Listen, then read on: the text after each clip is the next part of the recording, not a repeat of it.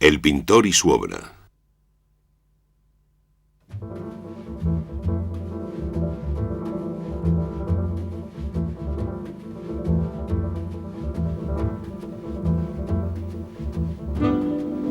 Rostros de la época azul. Antropometría de la época azul, 1960. Yves Klein, Niza 1928, París 1962.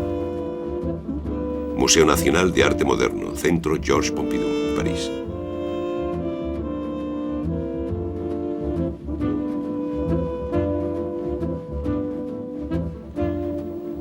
La superficie central se prolonga hacia arriba por dos tallos que sostienen dos formas redondas y hacia abajo en unos apéndices con forma de luna creciente. En la unión entre la superficie central y los apéndices aplastados, una zona triangular más difusa. La misma imagen se repite 5 veces con algunas variantes. El panel se compone de una hoja de papel rectangular de 1,55 m de ancho por 2,81 m de largo, también pegada a una tela tensada sobre un bastidor. La pintura solo muestra 2 tonos, un azul ultramar denso y un blanco nacarado azulado en ciertos puntos. Titulado Antropometría de la época azul, inventariado con el número 82 en la lista de obras de este tipo del pintor, el cuadro, que data de 1960, fue adquirido en 1984 por el Museo Nacional de Arte Moderno Georges Pompidou de París. Color azul, época azul, antropometría, enigma de las formas, enigma de las palabras, enigma de color único. ¿Cómo hay que leer un cuadro así? Hacia 1954, el joven Klein había mostrado a sus amigos un pequeño libro, Yves Pinturas, colección de 10 planchas monocromáticas, introducida por un prólogo mudo de su amigo Claude Pascal. De hecho, sus primeros cuadros monocromáticos datan de 1955. Es entonces cuando Klein ofrece a la sala Réalité Nouvelle, que defiende la pintura abstracta por encima de todo, un cuadro titulado Expresión del universo del color de mina naranja. La sala lo rechaza. Le aconsejan a Klein que añada un punto o una línea de otro color para que sea un auténtico cuadro abstracto.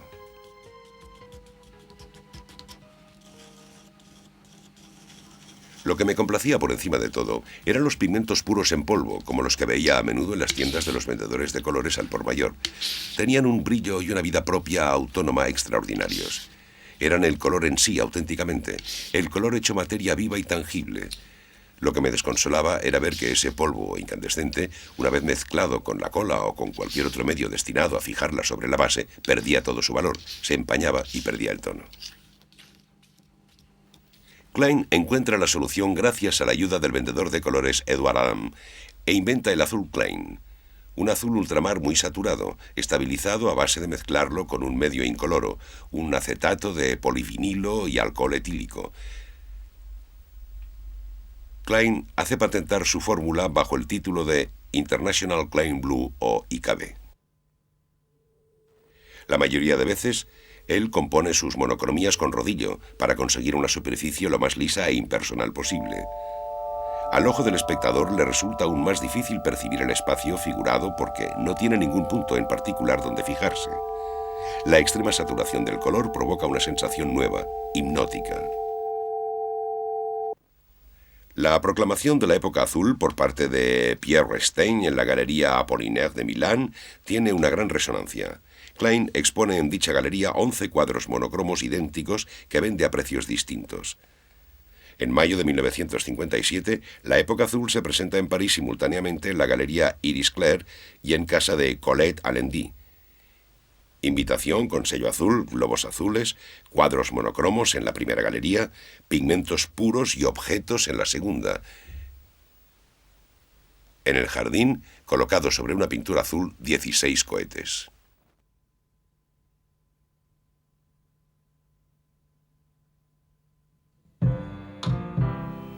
En 1958, Klein, cuyas exposiciones se multiplican en Europa, es elegido para realizar la decoración del teatro musical de Gelsenkirchen en Alemania.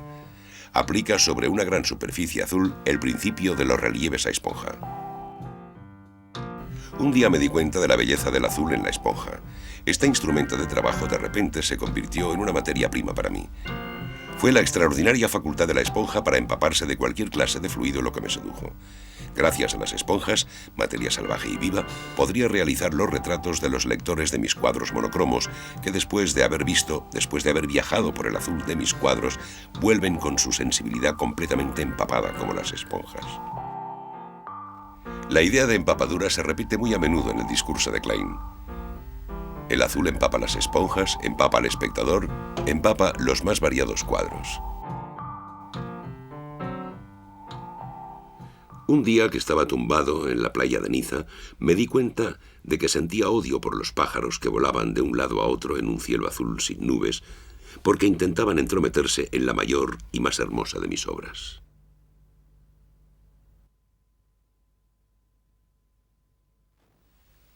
El color elegido por Klein es el del cielo y el del mar.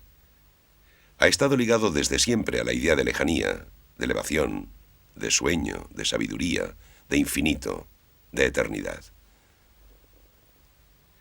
Es el color de la capa del dios escandinavo Odín, el del manto de la Virgen María en la pintura clásica.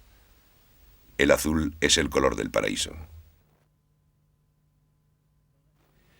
En la mitología de la India, Vishnu, cuando se aparece en su encarnación de Krishna. En heráldica, el azul se llama azur, es el color de los reyes de Francia, el del manto sacro. Por oposición al rojo, color pálido que parece salir del cuadro, el azul es un color frío que parece que huya, que se aleje. El pigmento más buscado siempre ha sido el azul ultramar. Es ese pigmento brillante y saturado el que escogió Yves Klein, como tantos otros pintores antes que él.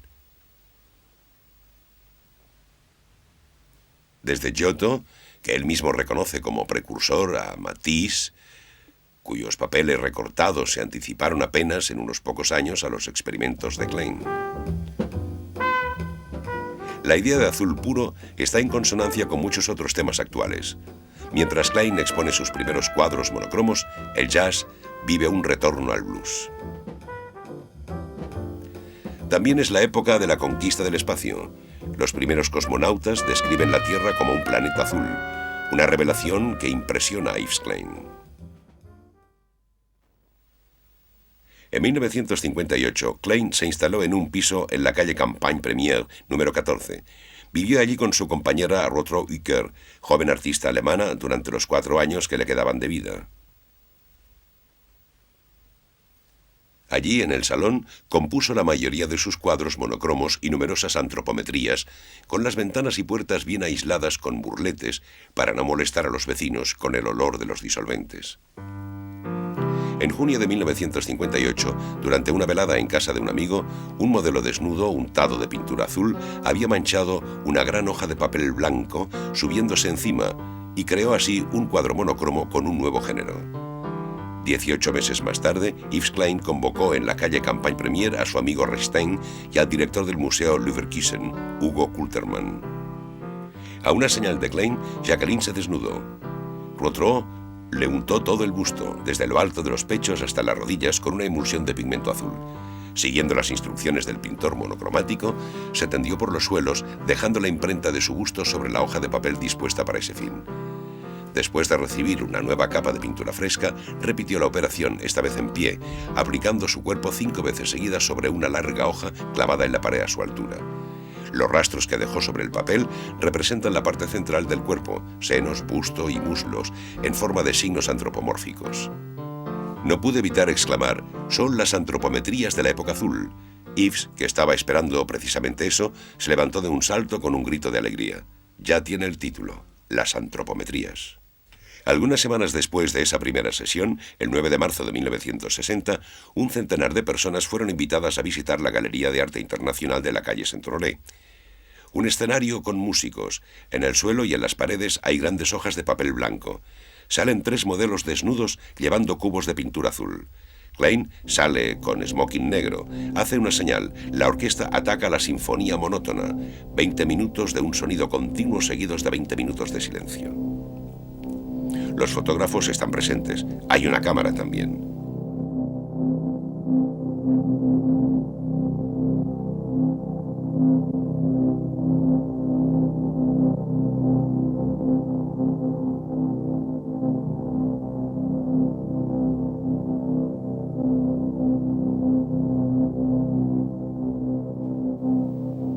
Después de la sesión, se abre el debate. Stein, la huella es el rito más antiguo de todos. Mathieu, estoy de acuerdo con el rito, pero ¿dónde está el mito?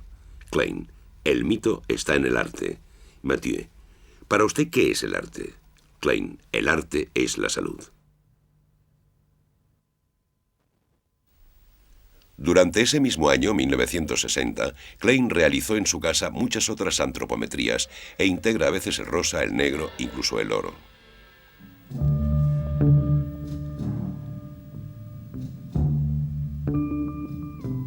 A veces también toma huellas de los senos y de la parte interior de los muslos, pidiendo al modelo que se encabalgue sobre una superficie cilíndrica.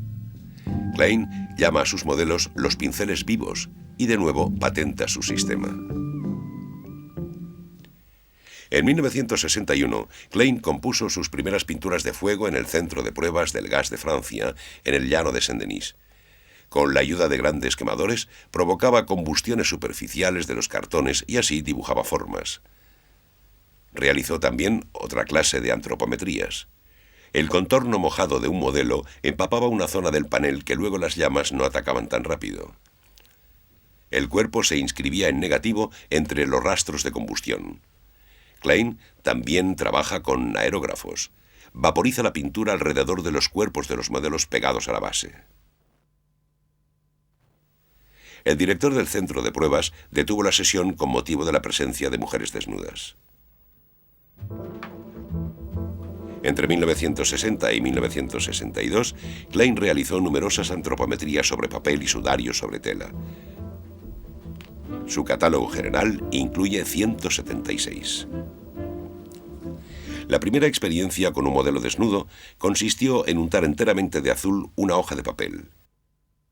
Hoy en día, en la superficie monocroma, el ojo a duras penas puede distinguir aún los rastros de la evolución del cuerpo del modelo. Luego, las sesiones serían más controladas y diversificadas. Esta diversidad permite establecer toda una tipología de la antropometría. En ciertos casos, los rastros numerosos se difuminan o se recubren. Las superficies recuerdan a ciertos cuadros abstractos. Durante la gran sesión de marzo de 1960, una de las muchachas arrastró a otro modelo por el suelo.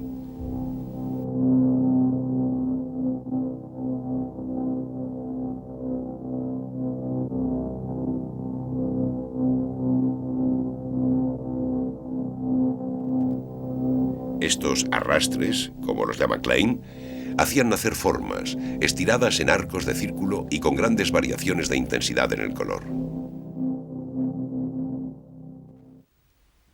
A veces el cuerpo, apenas sugerido, se revela en ciertos detalles. Manos y dedos, bocas. La huella más frecuente es la superficie pedunculada. Otra forma es la huella de los muslos y las nalgas del modelo, grupo de manchas simétricas como en un espejo. La huella en este caso evoca claramente un cuerpo humano y se acerca a un cierto realismo. En 1960, Pierre Restagny descubrió puntos comunes entre un grupo de artistas cuyos trabajos, según él, son nuevos acercamientos perceptivos a la realidad y lanzó el término nuevo realismo. Varias antropometrías asocian el contorno con el aerógrafo, más figurativo, y la huella del cuerpo untado de pintura. Otras están combinadas con el trabajo del lanzallamas, que altera sensiblemente la lectura de la imagen o su unidad. Algunas obras combinan todas esas técnicas y también incluyen textos. Así, la arquitectura del aire es un auténtico programa utópico.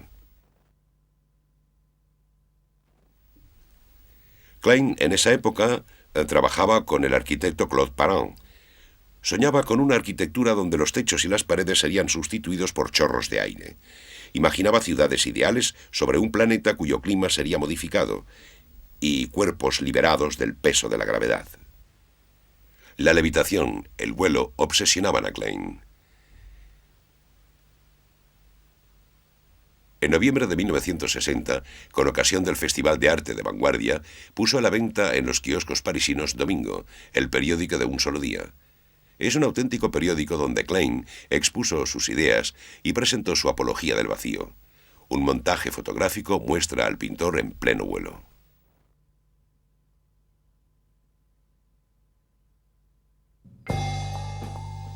Las antropometrías ofrecen una gama de composiciones con tendencias contradictorias. Algunas están muy despejadas, otras cargadas.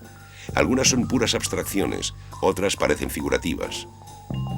Algunas son simples juegos de formas, otras parecen narrativas. Algunas están depuradas hasta el símbolo, otras rozan lo obsceno. Algunas están cargadas de dolor, otras están llenas de humor. Klein utilizaba modelos rellenitos. Algunas partes del cuerpo se pegaban a la base, otras no hacían más que rozarla. Los senos y la parte redonda de los muslos actuaban como tampones llenos y sólidos fuertemente apretados contra la base. Las formas del tórax y el abdomen eran menos apoyadas, más recortadas. Curvas y huecos quedaban modelados por las caderas y por el ombligo. Finalmente, el vello púbico dibujaba una zona más difusa, más ligera. Los rastros de los dedos o de las esponjas que las jóvenes dejaban cuando se untaban a menudo quedaban visibles en la huella. En la mayoría de las composiciones, Klein conservó tal cual los rastros de los cuerpos aplastados contra el papel o en movimiento, dando un margen a lo que de aleatorio tenía cada sesión. La antropometría número 82 es muy particular. Varias figuras idénticas a las otras 5 aparecen como una ligera transparencia bajo la pintura blanca. Este fondo blanco, en efecto, fue pintado sobre las siluetas azules. A veces, en algunos puntos, marca sus límites e incluso los redibuja.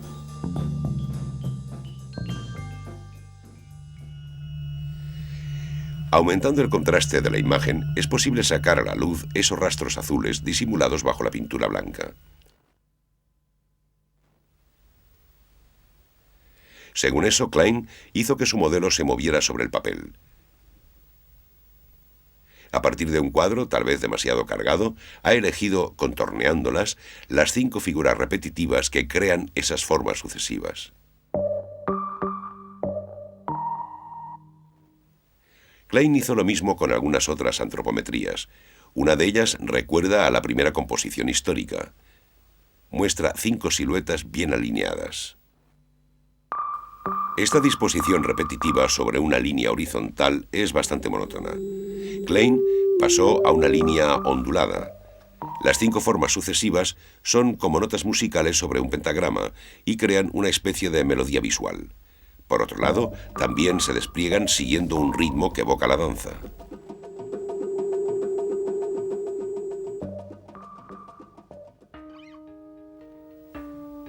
A los 19 años, Klein descubrió la doctrina de los Rosacruces, antepasados de la masonería nacida hacia principios del siglo XVII. Klein leyó y releyó el gran libro de Max Heindel, La cosmogonía de los Rosacruces, y saca de él toda clase de conceptos. El azul, asociado con el vacío, la supremacía del color puro, el arte de lo inmaterial, la levitación, los viajes por el espacio, la transformación del clima. En 1952, Yves Klein, con 24 años, se marchó a Japón. A costa de 2 años de encarnizamiento, se convirtió en cinturón negro de judo, cuarto dan. Fue sin duda esa práctica de las artes marciales y su familiaridad con el budismo zen las que inspiraron a Klein sus variaciones alrededor del tema del vacío. 1958. Exposición del vacío en la Galería Iris Clert. Klein vació la galería y la repintó de blanco. Los visitantes entraban en pequeños grupos y se empapaban de sensibilidad inmaterial. Klein quería crear un centro internacional de sensibilidad. Vendía zonas de sensibilidad pictórica inmaterial. Dibujaba los certificados y el talonario de cheques. El oro del intercambio lo tiraba al Sena.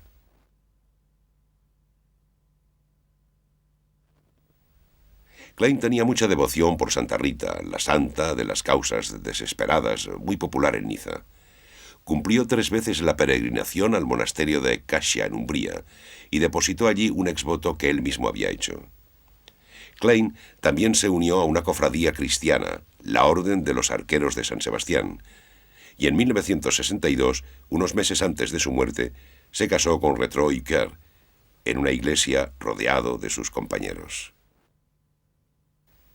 Las prácticas religiosas, ocultistas o espiritualistas de Klein recuerdan los trabajos de Malevich, de Kandinsky o de Mondrian, que en ciertos momentos de su carrera se volvieron hacia alguna forma de religión o de mística. Además, Klein pudo ver en Malevich un predecesor que se había acercado repetidamente a la idea de la monocromía.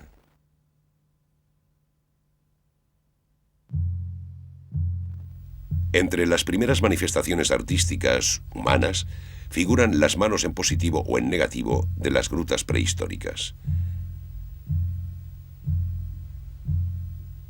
Estas huellas, para los aborígenes australianos, eran una forma de entrar en contacto con la materia, de comunicarse con los antepasados, de dejar un rastro de su ser. La huella, en nuestra cultura moderna, está relacionada con la identidad.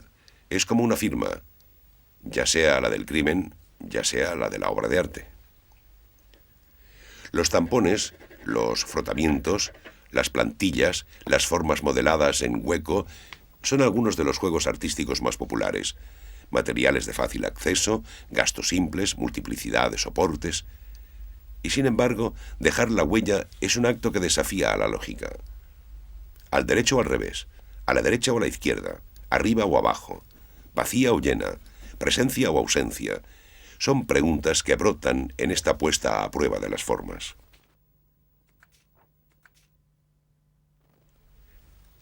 Hacia el siglo XIV apareció una pieza de tela presentada como la sábana que envolvía el cadáver de Cristo en la tumba.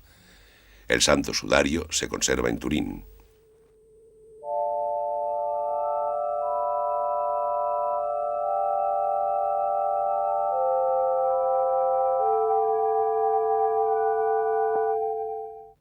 Según la leyenda, durante su ascensión al Calvario, una mujer secó el rostro de Cristo. Su huella quedó en la tela. Una reliquia, entre otras, que se conserva en el Vaticano. La mujer, a posteriori, será conocida como la Verónica, mezcla de latín y griego, vera icona, la verdadera imagen. La imagen así fijada se convirtió en un modelo de Cristo para los pintores de generación en generación. Las huellas fascinan a Klein desde su adolescencia. Así se le ocurrió la idea de decorar una de sus camisas. Seguramente, con ayuda de plantillas, dibuja en colores unos pies, unas manos, puntos de interrogación. Todos los gestos de Klein se hicieron en presencia de fotógrafos o de cineastas. La fotografía también es una huella, como otras formas derivadas de la fotografía. Placas de rayos X, sobreimpresiones compuestas por artistas sin intervención del objetivo, como los fotogramas de Moholy-Nagy o los rayógrafos de Man Ray. Robert Rosenberg, unos años antes que Klein, tuvo la idea de acostar a una mujer sobre un papel fotosensible para planos de arquitecto y consiguió una silueta clara sobre fondo azul. En la serie de sus composiciones, Klein registró fenómenos naturales simples y aleatorios. Movimientos de briznas de hierba, gotas de lluvia, torbellinos. Todo puede dejar huella. Un arqueólogo italiano, excavando en Pompeya en el siglo XIX, tuvo la idea de rellenar con yeso los huecos dejados en las cenizas volcánicas por la descomposición de los cuerpos. Los habitantes de la ciudad sepultada reaparecieron en su pleno volumen.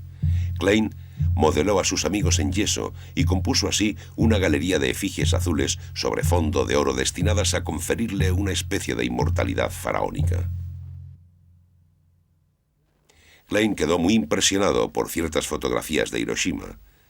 El rayo luminoso de la explosión incrustó sobre la piedra o el asfalto la sombra de los objetos o de los seres humanos desaparecidos.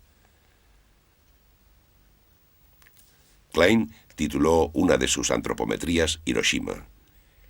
Todas sus imágenes de cuerpos pueden verse también desde entonces como los rastros, las auras de seres desaparecidos o en vías de desaparición. Rastros mortuorios de un cuerpo que estuvo vivo. La antropometría, a pesar de la simplicidad de su principio, funciona como una especie de generador de imágenes. Así, los rastros de los dos senos recuerdan dos cabezas unidas por dos cuellos a una especie de tronco.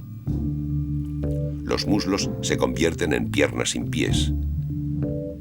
El pubis es una especie de articulación algodonosa entre las piernas y el tronco. Es como si los miembros se sustituyeran unos a otros por desplazamientos. Los sudarios, por una especie de desplazamiento iconoclasta y provocador del velo de la Verónica, muestran otro retrato, el rostro de abajo, la sonrisa vertical. También la antropometría inventa otros cuerpos a partir de un cuerpo pincel. En su diversidad, las antropometrías recorren la historia de las formas, evocando las innumerables mujeres sin rostro, figuras femeninas prehistóricas, ídolos de las Cíclades, Venus con las cabezas y los brazos rotos, torsos envueltos en túnicas. Aquí es el viento el que marca la huella de los cuerpos con ayuda de velos ligeros. Ellas entran también en el mundo legendario de las imágenes. Monstruos sin cabeza o con varias cabezas, sirenas, fósiles, animales acuáticos ambiguos, desde la rana al tiburón martillo.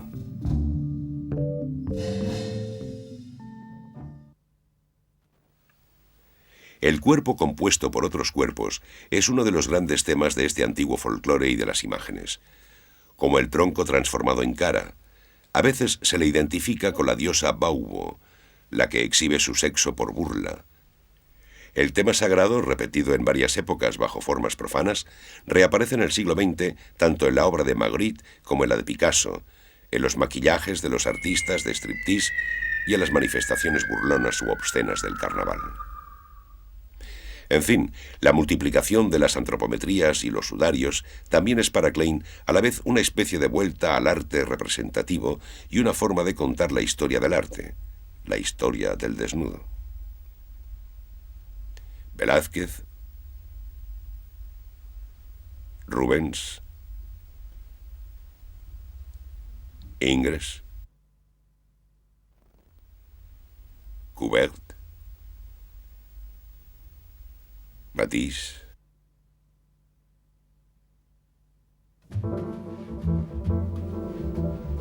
A diferencia de sus predecesores, Klein hace salir al modelo del taller y le expone en público. Ya no es la mano del artista la que produce la forma, sino que es la propia forma la que se deja revelar por el pigmento puro y por la huella.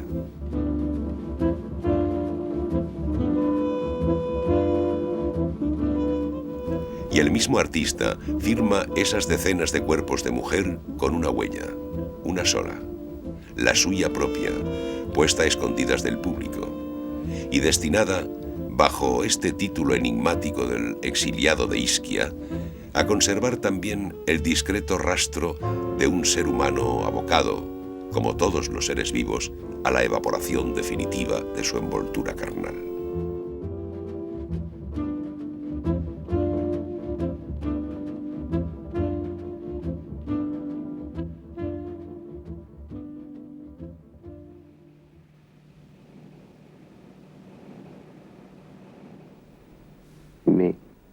Cuando estamos creando una belleza pura, lo principal es tener en cuenta, en resumen, que La verdad no existe. Solo una limpieza triste.